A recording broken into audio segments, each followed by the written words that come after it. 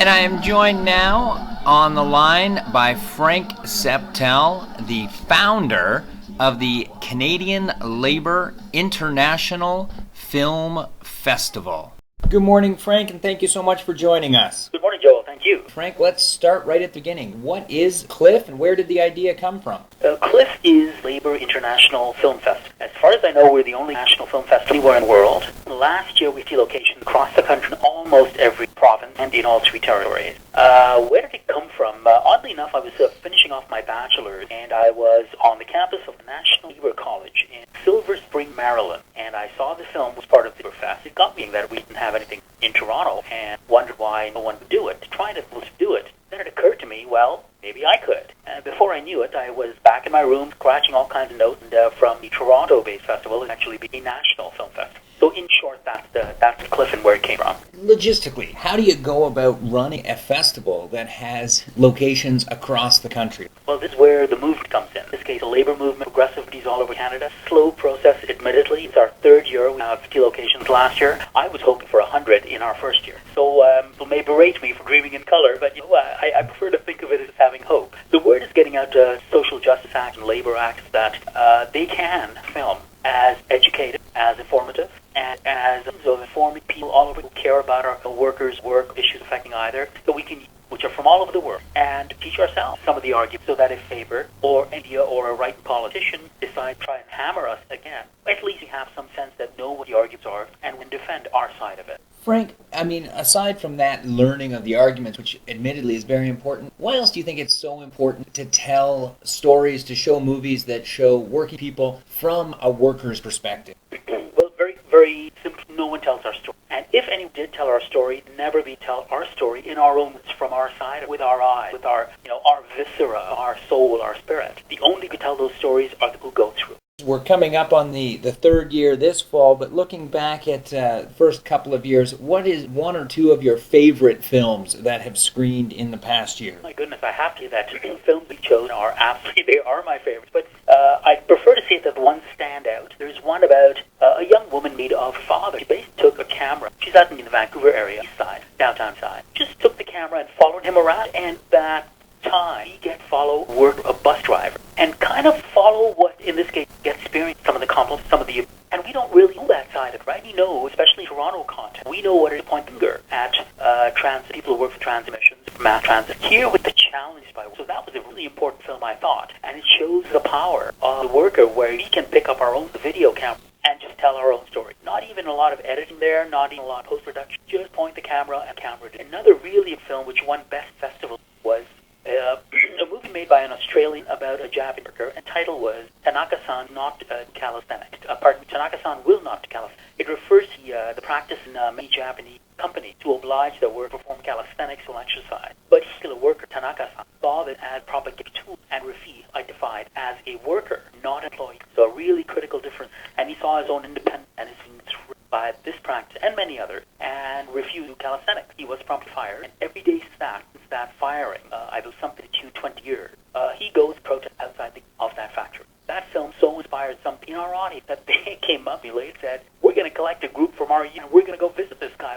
We got to show solidarity. And that really shows them the pitch that film or video is, to be able to not just tell the story, connect at a real emotional passion of the storytelling. Those are just a couple that occurred. You mentioned that the one film won Best in Festival. How, when you're putting together a labor festival, 50 locations across the country, do you even go about trying to choose the best and get input from the viewers, from people across the country? Well, it's a growing process. Did it first time. Just logistically, we couldn't handle a national ballot, as it were.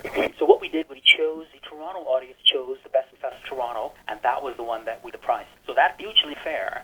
We decided to try a different tack. In our second year, what we did was we mailed ballots along with these that we do every location. So every location has a chance to vote on those that they are seeing. We compile those fairly quickly on the last, and we come with some kind of a decision made by audience across it. What we're going to try and for here, the logistical thing, but I think handle it is some of the online tools that are available. It's like SurveyMonkey, and each location will have its own list of films and a rate from 1 to 5, and then we'll just do an average and try to figure out. So we'll have an result and announce that without doing any calculations by pen and pencil. I know you also have a category set aside for workplace safety, films related to workplace safety. Tell me about that category and why it's important. That's a very interesting development. The Workers' Health and Safety Centre, the Ontario Workers' Safety Centre, their executive director is Killam. He came up to me and said, Frank, this film festival is a great idea. And he did this just shortly after the whole concept was and he said, we'd love to partner with you because their job is promoting health in the workplace. And they offered us a $5,000 donation, half of which went to the festival to help us operate, and the other half, $2,500, for the film that best around health in the workplace. Now, they just released criteria for that because it was, people watched it, and someone at the center, Killam in this case, picked the winner as he saw it applying to health and safety and awareness. But we've actually put together, we have before us some criteria, which is available on our website, laborfilms.ca, for a short film that they can also use for education purposes. So there is a bit of an agenda, and the agenda is that if it's a good film, if it's a short, they would love to give you that prize money, but they would also love to have your film to train other people. And how short does a short film have to be for those aspiring filmmakers that are listening right now? Well, for the Health and Safety Center, I believe the criteria was minutes. For us, it doesn't really matter. For general festival, there's no time limit. We prefer the shorter films, so anything under 20 was really allows us to send out a greater variety of films each location, so that Audience Canada and some in the States can have a flavor of what's going on around the world, get a kind of an international feel, and know what's happening in the world, and know how to respond to anyone who tries to analyze it from the right view. We can have our own analysis. And it's such an important thing, and I certainly understand why the Workers' Safety Center would want the shorter films that they can then use in an educational context. Frank, as you know, most of our listeners are in Toronto, but we're online now at ckln.fm, so if someone's listening outside of Toronto, across the country, and they say, I want to be a part of this, it's a great idea, I want to have a festival location in my town, how do they get in touch with you? The best way is through our website, laborfilms.ca, but sending email info at laborfilms.ca is absolutely the best to us. We can respond now. Just a little bit of a caveat. We're all volunteers. All of the board of directors are volunteers, so we have full-time jobs and full-time lives and everything else that comes our way. So you may not get an immediate, instantaneous response. We will get a response. Email is absolutely the best way. And the website is laborfilms.ca, correct? Labor with a U, as we like to say, U of a U in labor.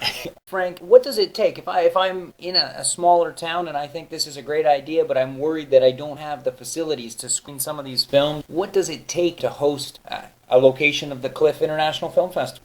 Joel, that's just a great question. It is as simple as this. If you've got a dining table to set your laptop on, invite 3-4 people, that's all it is. As simple as that. Just let us know that you're interested in showing some. We have two options. So let me talk about some of the criteria for where to show these. It doesn't matter where. You can be on a boat, watch on an iPad, as an article in the Taiso put. You can be in your recreation with a screen team, invite some friends and neighbors over, eat at your union hall. If you work in an office or some kind of a facility that has an empty room with a TV, all you got to do is have a D player, which we will send you. You provide the player, and that's all. And you provide the audience, and that's how simple. But you can go big if you want to. We've been renting theater in some locations. We've rented library in some places, or not rented, but library facility. Folks up in Thunder Bay School, which they made a donation for. So really, anything goes, as long as you have who want to watch films and you're willing to show them. And then, of course, the next question is if I'm an aspiring filmmaker and I'm listening in this morning, and I think this is a great idea, and I'm working on a project, or I have a project that I think matches what you're looking for at CLiFF, how do I submit a film that I want included in it? Well, again, let us know. There's an online form you can download. Sorry, I shouldn't say it's an online. It's a form you can download that you can either fax or mail to us. We're working on just a form-based submission form that you don't have to print it and fill it out by hand. We should mention that at the end of this June 30th, the deadline mission.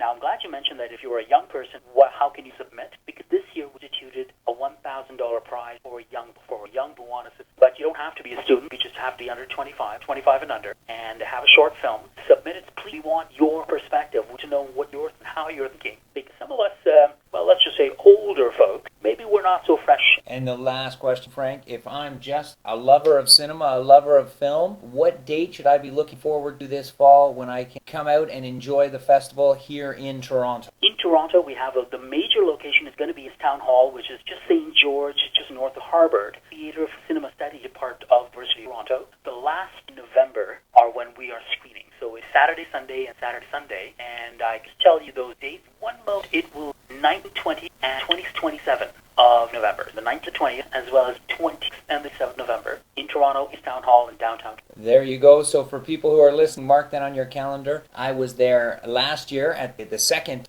Canadian Labour International Film Festival, and it really was a wonderful experience and an incredible variety of film. Film from Canada and film from around the world looking at the condition of work. Thank you so much for joining us, Frank. Thank you, Joel. Have a great day. Thank you.